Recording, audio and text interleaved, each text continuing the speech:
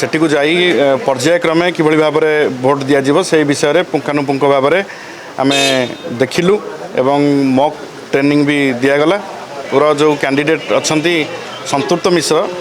से निश्चित भाव में विजय लाभ करेंगे एवं जो कॉमन कैंडिडेट अच्छा से आगामी दिन में निश्चित विजय लाभ करेंगे किंतु संपूर्ण पाखे 22 टी भोट आम पाखे 35 22 को से केमी नहीं पहुँचे 30 रे घोड़ा बेपार ना से जितबार संभावना नहीं आम निर्वाचन मंडली मानक कहते जे जो विधायक विजु जनता दल भोट नदब ताकू एरिया रे पुरई दिज्व ना एवं जो विधायक बिट्रे करेंगे बा घोड़ा बेपार में सामिल हेबे तांको राजनैतिक क्यारियर संपूर्ण रूपे खत्म हो आज आम दलर सभापति नवीन बाबू अध्यक्षतार आज एक मीटिंग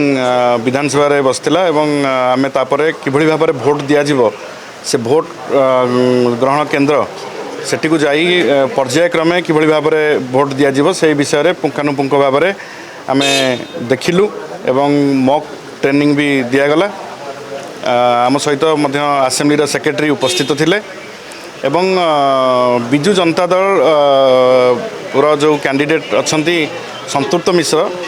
से निश्चित भाव में विजय लाभ करेंगे एवं जो कॉमन कैंडिडेट अच्छा से आगामी दिन में निश्चित विजय लाभ करेंगे किंतु गोटे बड़ दुखर कथा जे राज्यर मुख्यमंत्री मोहन चरण माझी से निजे घोड़ा बेपार में संश्लिष्ट एवं प्रत्येक विधायक मानू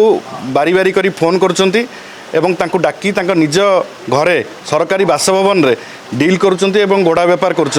तो यहाँ बड़ दुखर कथा एवं ओडिशा पई एटा गोटे लज्जाकर विषय जड़े मुख्यमंत्री हिसाब से सी घोड़ा बेपार में सामिल न होगा उचित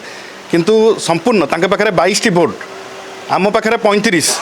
22 को से केमी नहीं पहुँचे 30 रे घोड़ा बेपार ना से जितबार संभावना नहीं तेणु ओडिशावासी एवं विजु जनता दलर समस्त कर्मी एवं शुभेच्छु माने समस्ते गोटे कथा आम निर्वाचन मंडली मानक कहते जे जो विधायक विजु जनता दलर भोट नदब ताकू एरिया रे पुरई दिज्व ना एवं जो विधायक